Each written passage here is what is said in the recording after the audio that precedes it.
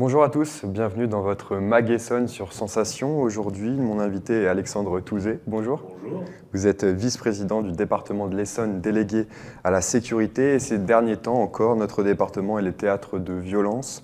Commissariat attaqué aux Ulysses, conducteur de bus agressé à l'arme blanche à Grigny. Nous avons l'impression que l'insécurité augmente dans notre département. Est-ce le constat que vous faites également, Alexandre Touzé ? Oui, et puis je crois que c'est un constat qui est partagé par les habitants de notre territoire.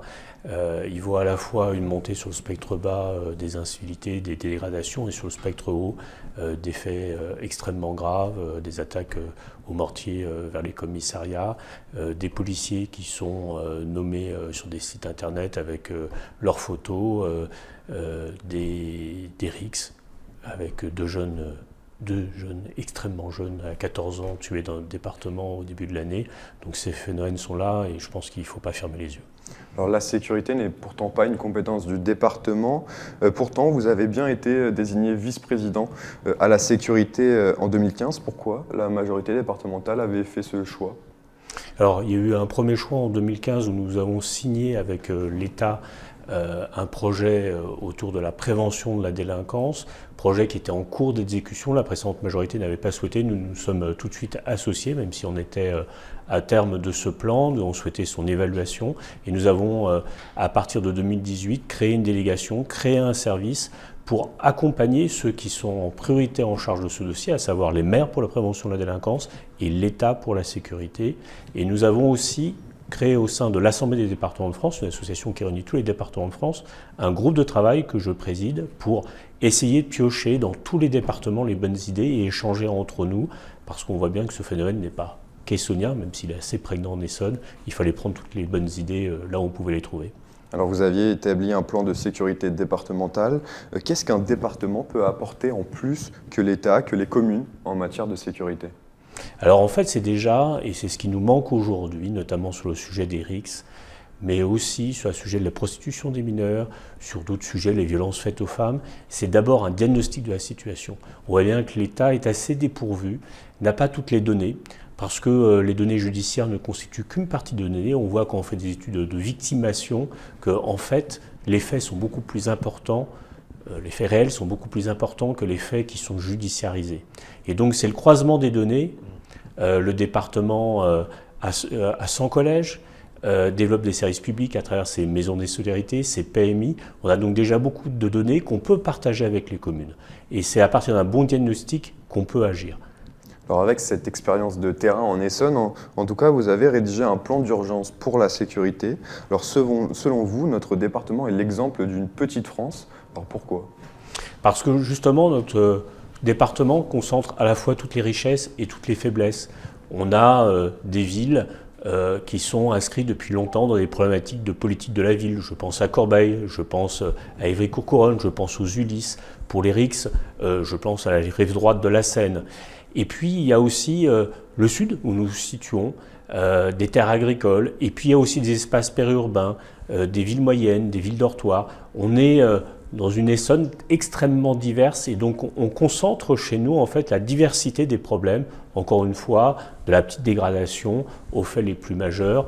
On avait récemment le résultat du procès de Viry-Châtillon. On voit bien qu'il y a tout le spectre de la délinquance que l'on peut connaître en Essonne. Alors votre rapport contient plusieurs propositions. On va en évoquer quelques-unes. D'abord, la sécurisation des collèges par la vidéoprotection.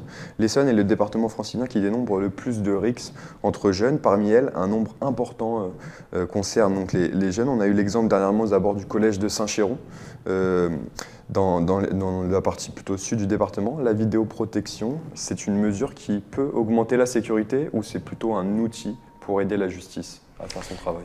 Alors c'est un outil parmi plusieurs outils. Il y a la prévention spécialisée. Nous avons 130 éducateurs qui sont sur le terrain, que nous cofinançons avec les communes et les intercommunalités. Il y a bien sûr des actions que je conduis, parce que j'ai aussi en charge la citoyenneté au sein des collèges. Il y a aussi des actions de prévention de la délinquance que nous soutenons, puisque nous avons un fonds départemental de prévention de la délinquance. Et enfin un réseau de caméras que nous avons développé. Aujourd'hui 700 caméras, demain 1500.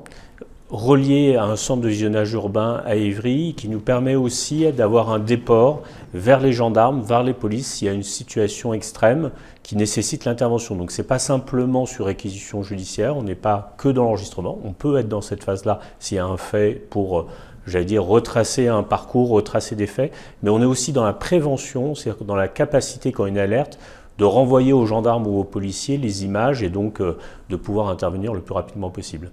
Alors, dans votre rapport, vous écrivez que la faiblesse de la réponse de l'État après les drames qui ont coûté la vie à des adolescents est déconcertante. Alors, quelles sont vos propositions? Que devrait faire l'État pour lutter contre cette violence des jeunes plus efficacement?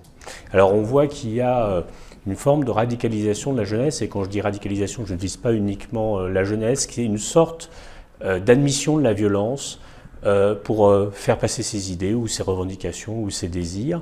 Il y a aussi une forme de nihilisme, c'est-à-dire que la violence est perçue comme une forme de norme, voire valorisée par certains groupes de musique. Alors quand je dis les jeunes, c'est certains jeunes, je ne voudrais surtout pas généraliser, la plupart des jeunes en Essonne veulent travailler, veulent avoir des loisirs, veulent vivre avec leurs copains des aventures, faire du sport, vivre des événements culturels. C'est certains jeunes, mais malgré tout, on a besoin d'un véritable sursaut éducatif. Je crois que c'est la première chose parce qu'on voit bien qu'aujourd'hui, on a un terreau qui est favorable à des faits d'une plus grande ampleur à l'avenir. Et donc, c'est un encadrement extrêmement important, intensif, dans le cadre du scolaire, pour favoriser cette réussite scolaire. On voit bien qu'on a un certain nombre de jeunes qui sont en dehors des radars de la vie scolaire, mais c'est aussi en dehors du temps scolaire où il faut être extrêmement important. Et puis, il y a des réponses judiciaires qui, franchement, relèvent d'une naïveté, voire d'une bisounourserie confondante. Autre mesure que vous demandez à l'État, c'est l'augmentation du nombre de policiers dans le département. Alors vous avez lancé une pétition pour cela. D'ailleurs, vous estimez qu'en comparaison des autres départements franciliens, il manque 200 policiers ici en Essonne. En réponse, une quarantaine de policiers devraient arriver dans le département.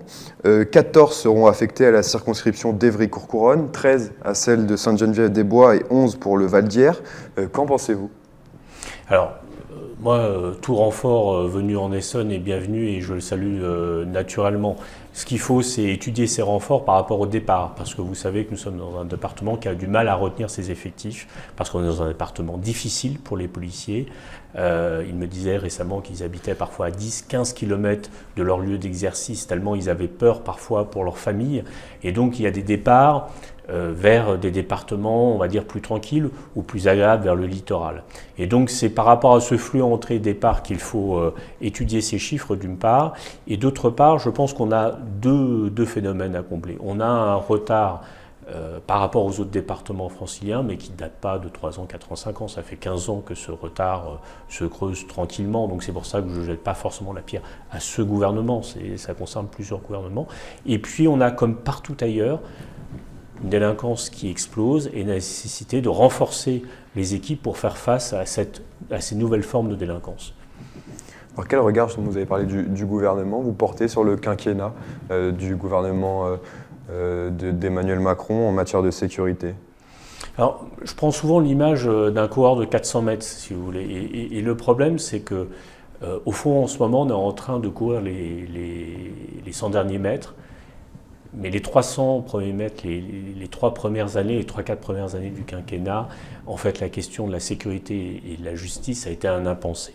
En fait, je pense que le président, et on le voit bien dans son programme présidentiel, n'a pas perçu la question tant de la radicalisation que des questions d'insécurité comme une question essentielle. Et je pense qu'il a fait la même erreur que Lionel Jospin, c'est-à-dire Lionel Jospin pensait que la croissance économique et que le développement de l'emploi permettrait de résoudre tous les problèmes de sécurité. Or, c'est partiellement vrai. C'est vrai que la croissance économique permet une meilleure aisance sociale et donc une diminution, mais pas totalement. En fait, on a basculé vers une forme de société violente, voire ultra-violente, et la croissance économique, le développement de l'emploi, le développement de liberté, le progrès, tel que l'imagine le président de la République, n'a pas suffi et ne suffit pas à résoudre cette croissance endémique de l'insécurité. Donc il y a eu un impensé pendant 3 ans, et là un sprint sur la fin avec des bonnes mesures. Les 10 000 policiers et gendarmes qui sont annoncés sont une bonne mesure, encore faut-il que le niveau de recrutement soit suffisant pour qu'on n'ait pas des policiers et des gendarmes mal formés sur le territoire. Il y a 1000 juristes qui vont être dépêchés auprès des magistrats pour rendre une justice plus facile.